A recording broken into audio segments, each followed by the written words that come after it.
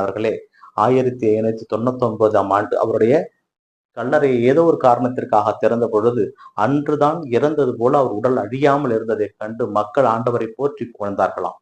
அப்படிப்பட்ட அந்த புனிதையை பற்றி நினைவு கூறத்தான் திருச்சபை நமக்கு அழைப்பு விடுக்கிறது. இறைவன் மீது கொண்டிருந்த பற்றும், இறைவன் மீது அவர் கொண்டிருந்த பாசமும் அவருடைய உடலை அழிவுறாமல் பாதுகாத்தார் கடவுள். ஏனென்றால் அவர் தன்னை முழுவதுமாக ஆண்டவருக்கு கொடுத்து விட்டார். பிரியமானவர்களே, இந்த நற்செய்தி வாசகத்திலும் அப்படித்தான் கூறப்பட்டிருக்கிறது.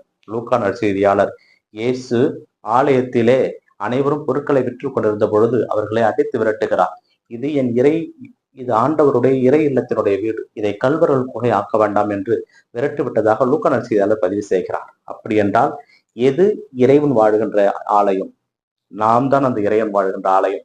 புனித செசிலியா அம்மாவனுடைய உடலிலே கடவுள் வாழ்ந்தார். அதனால்தான் இந்த ஆலயம் மாசு மறுபடாமல் காக்கப்பட்டது. நாமும்